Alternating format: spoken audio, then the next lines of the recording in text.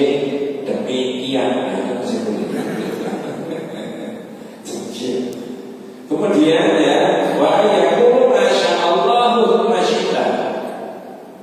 Dan adalah kamu juga mengatakan ya, jangan mengatakan masyaallah wa syi'ta, tapi masyaallah thumma syi'ta. Dirubah enggak sama Rasulullah? Ini halus ya.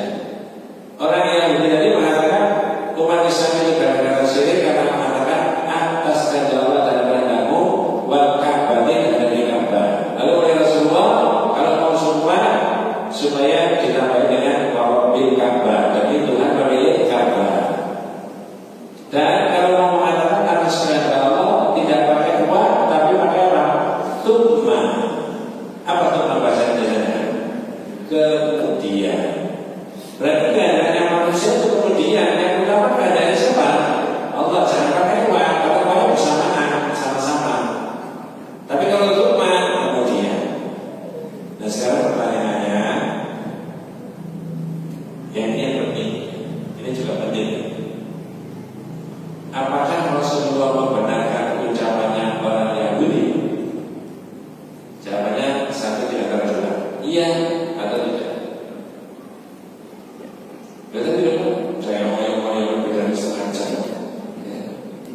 Apakah Rasulullah membenarkan ucapannya orang Yahudi? Saya ulangi bahasa Indonesia. Ini kelihatannya membingungkan, tapi sebenarnya tidak. Tapi kalau bingung terus ya diakhiri saja. Wabillahi taufiq wal hidayah. Ini orang Yahudi kritik umat Islam dengan dua poin.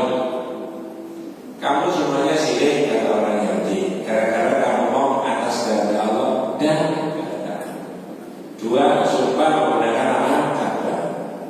Fa'amarahum nabiyyu, lalu Nabi memerintahkan kepada para sahabat kita aradu ayyamihu, kalau mereka menghendaki mau sumpah, sumpahlah wa rabbil Ka'bah, demi Tuhan pemilik Ka'bah.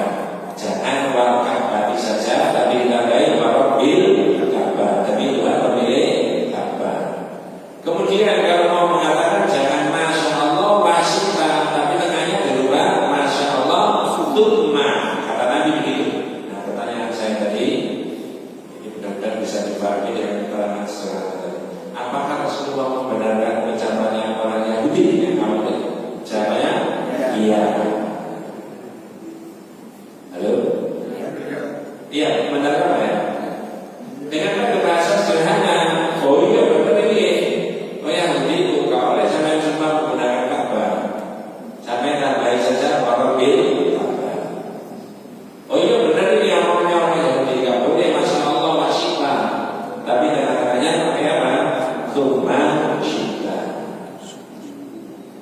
Berarti dengan dapat pelajaran dari Nabi, bolehkah kita mendengarkan dan mengikuti sesuatu yang benar, walaupun sesuatu yang benar itu datangnya dari orang yang tidak biasa benar? Jawabannya boleh. Dinamisnya dan majunya Islam itu karena tauhid itu tadi. Ya, ini wa yustafadu minal hadits. Maka dari hadis itu bisa diambil pelajaran. Anna Nabiya sallallahu alaihi wasallam lam yukir al Yahudi ma'a nadhir qasdihi abdul ballau din Nabi wa ashabihi. Nabi membenarkan ucapannya orang Yahudi walaupun tadi niatnya niat awal orang yang itu menghina dan mencela manusia. Wah, orang Islam ini syirik wabek gara-gara ngomong ini. Oleh Nabi benarkan, benar dia ngomong ini, tidak boleh sampai itu supaya pakai roti. Jadi mereka mencela kita, mencela manusia, tapi apa ya? Ya, ada pertanyaan yang ekstrim. Kalau ada setan ngomong benar, boleh didengarkan? Jangan ekstrim. Kalau ada setan ngomong benar, boleh didengarkan?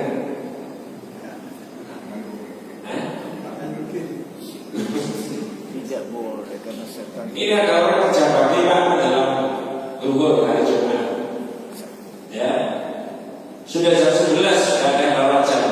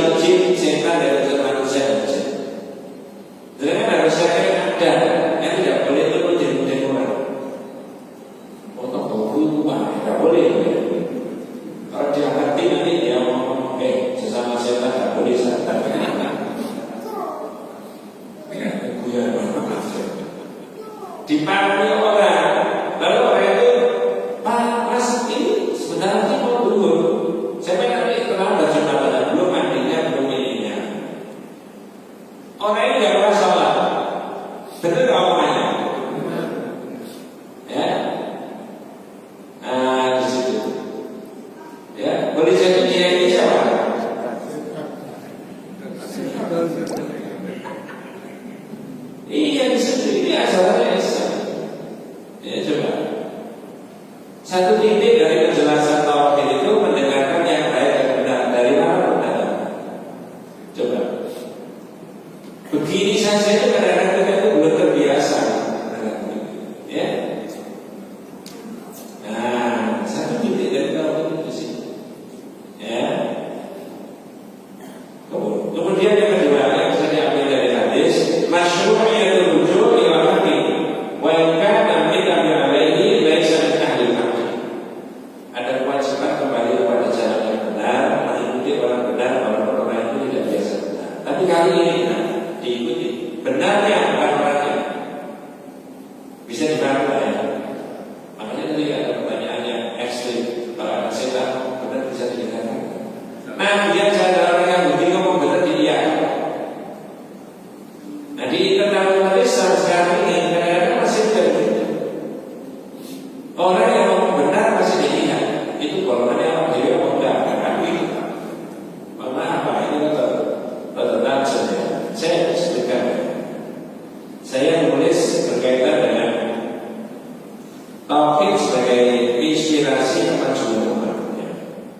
Saya yakin bahwa tauhid itu bisa menginspirasi kemajuan umat. Ya. Ketika tauhid ditinggalkan, maka umat itu menjadi terbelakang. Ya. Saya beri contoh dulu. Maaf saya akan menanti. Di Indonesia ini ada organisasi yang usianya sudah 113 tahun. Tahu nggak ya? Tahu. Bisa diomongkan kan tahu?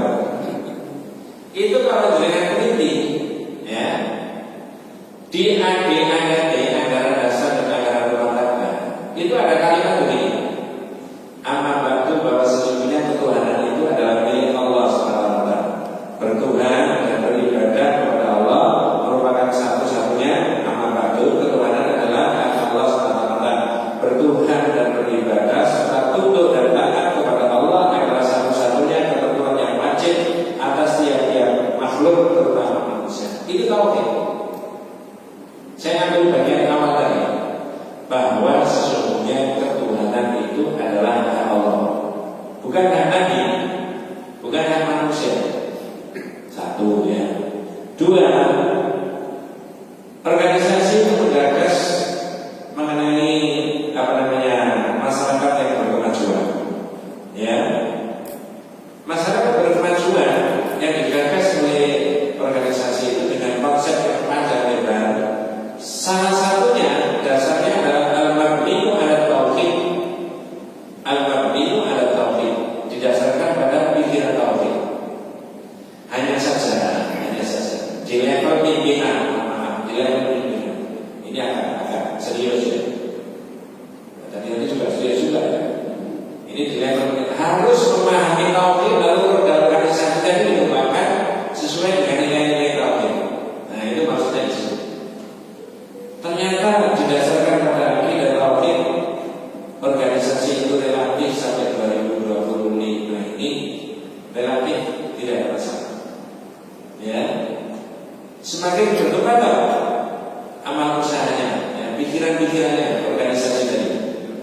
Itu bukan organisasinya, bukan manusianya, tapi apa? Landasannya ini yang saya maksudkan.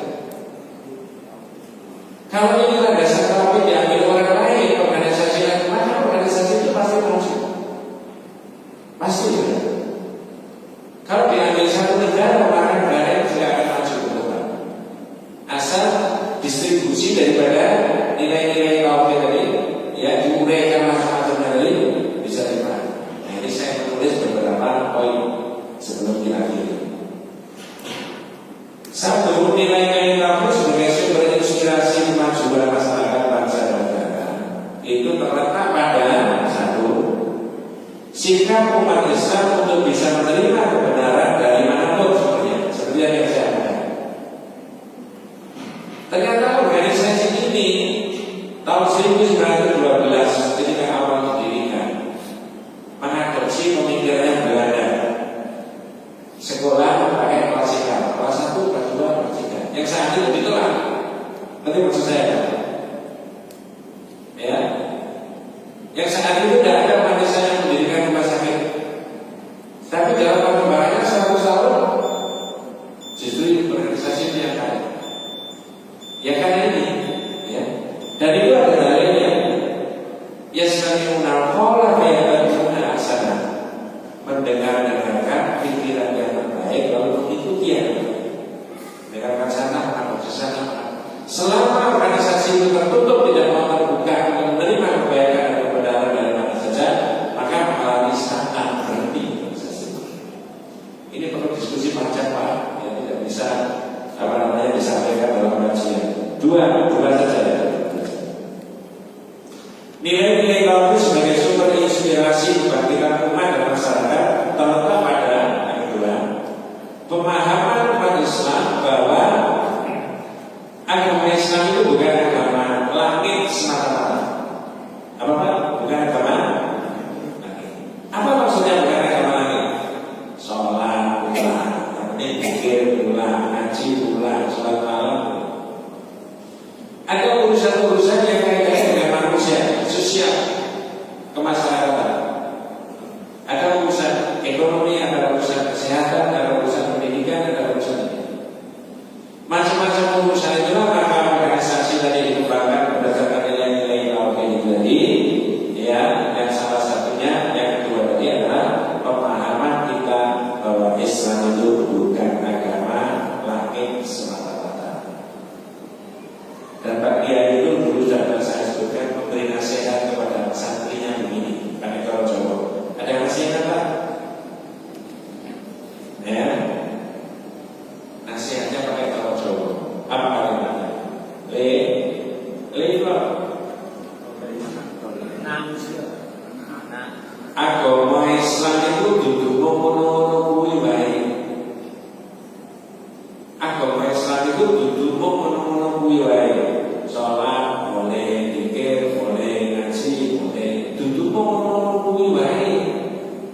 Enek urusan ekonomi Islam, enek urusan kesehatan, enek urusan pendidikan, enek urusan kebencanaan dan sebagainya.